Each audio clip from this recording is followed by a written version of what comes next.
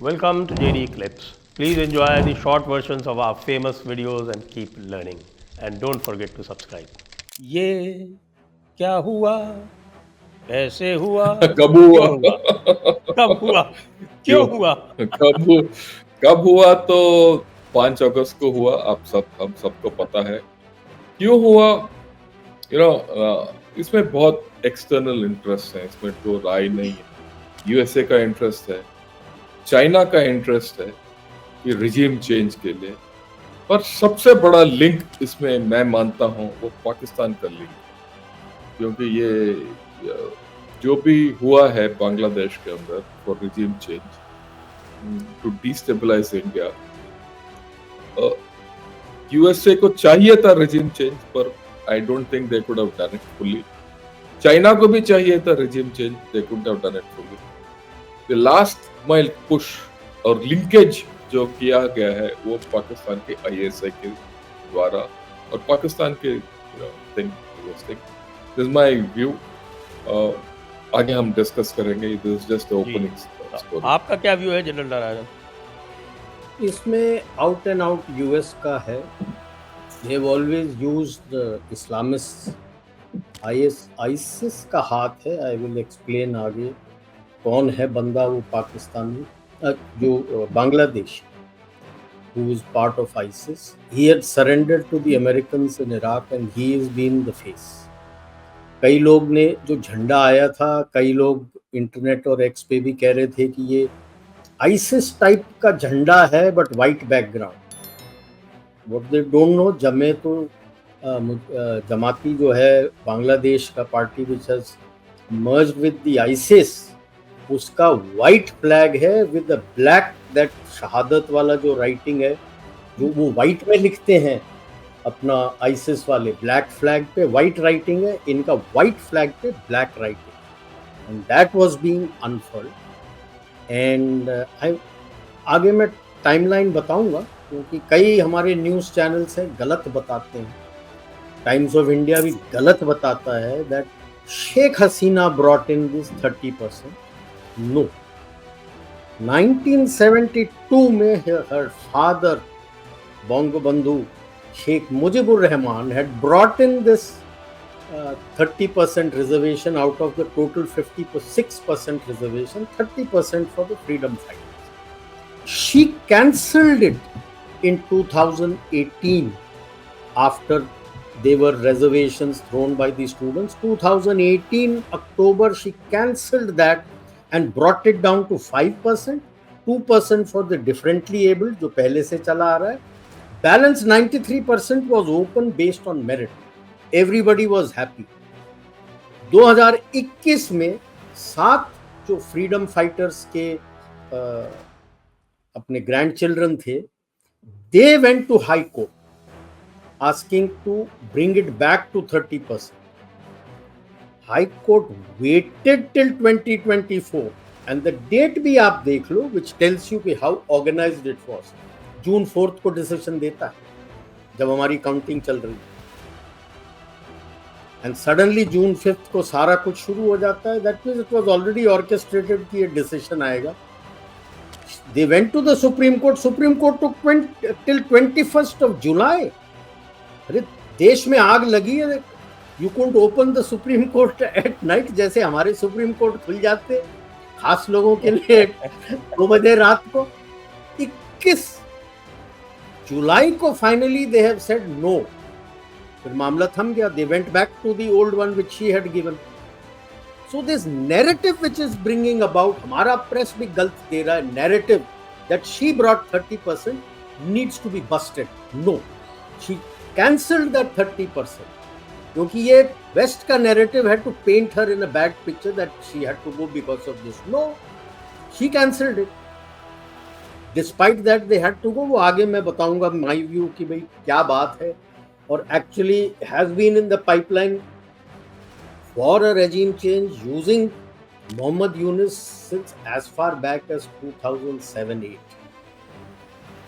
And he has been cohabiting with all these जो मैं LCM कबाल बोलता हूँ, लेफ्टिस्ट साइनो एंड जॉर्ज सोरोस के साथ तो उसका हैंडशेक वगैरह भी है इन Bangladesh, with Amartya Sen also there. So he has been with them and Clinton Foundation का biggest donor है ये from his Grameen Bank. Just checking with general Shankar, ये जो मोहम्मद यूनुस को सामने लाए हैं ये, तो isn't this an unmistakable CIA and deep state hand? I mean, let me put it. इसमें I'll put it in a different manner. Okay. Right. Look, अगर आप वेनेजुएला में देखो क्या हो रहा है, निकारागुआ में कब एक जमाने में हुआ था, यूरोप में एक जमाने में हुआ था. The whole story is classical US regime change operation. Right.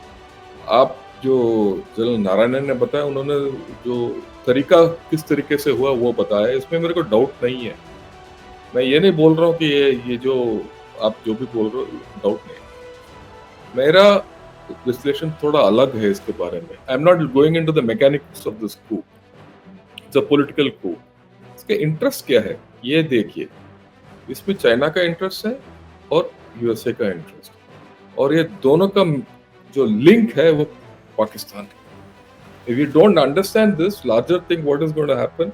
We will go wrong, because आगे whatever has happened. We have to deal with the Bangladesh. If you see China's interest, China has always sought entry into Bangladesh. इनका military to military contacts काफी.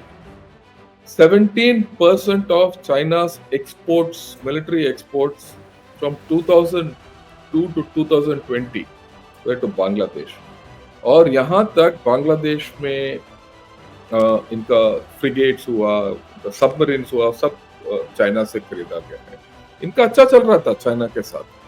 यहाँ तक पिछले साल एक submarine base भी आ गया चाइना का इसके अंदर, in the name of base for Bangladesh. Bangladesh को इन्होंने दिया 2 सबमरीन पर बनाया बेस 6 सबमरीन का. और एक्चुअल कहानी यहाँ शुरू होता है. ओके. इसके साथ साथ जब आप देखते हो कि बांग्लादेश और चाइना का तालमेल और सब कुछ सही चल रहा है, there are problems which start occurring. एक तो Sonadia port which was to be given to China for development, उसको बांग्लादेश ने कैंसिल कर दिया. ये तीसरा वाटर प्रोजेक्ट में भी थोड़ा इधर उधर चल रहा था. और धीरे धीरे Bangladesh was veering towards India. Okay. उसके बाद, if you remember last पिछले महीने Sheikh Hasina had gone to China, और वहां थोड़ा प्रॉब्लम्स हो गए इनके, और वहां से इनको वापस आना पड़ा कट शॉर्ट करके एक दिन. So there's a clear Chinese motive. China felt that Bangladesh was veering too much towards India, and unka interests were against it. So China has a motive to change the Sheikh Hasina government. That's the first part. आप यहाँ America के देखिए, America का क्या interest है बांग्लादेश में regime change? Very clear. It was against China basically. और ये शुरू होता है वो सबमरीन बेस में. वो सबमरीन बेस अगर पूरा फंक्शन हो गया, so China gets a foot in the Bay of Bengal, and everyone loses. So America starts this whole program, और फिर उसको प्रॉब्लम हो जाता है भारत के साथ, क्योंकि Bharat is not playing the American line completely. हम पार्टनर्स हैं but not military partners.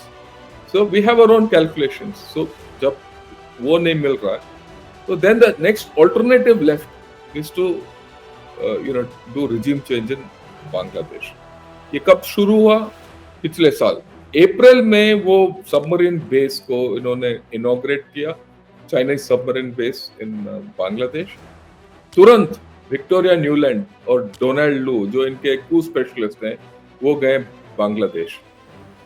वहां जाने के बाद फिर तो बाकी जो कार्रवाई शुरू हो गया, और चलता रहा. यहाँ तक the Americans started blaming Sheikh Hasina for being undemocratic वगैरह. बहुत है उसका कहानी बात कर सकते हैं. फिर इलेक्शंस को इन्होंने पूरा माना नहीं, ये सब होता रहा।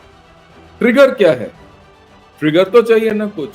तो जो जनरल नारायणन ने बताया, अचानक 3-4 साल के बाद वो डेट आ जाता है हाईकोर्ट के अंदर और वो the decision comes to reinstate the quota system, फिर डिले हो जाता है, फिर that whole story gets reversed in the Supreme court.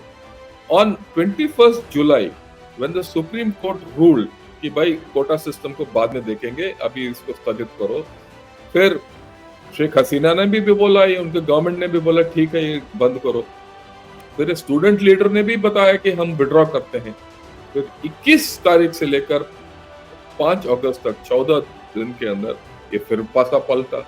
ये सब कैसे हो सकता है?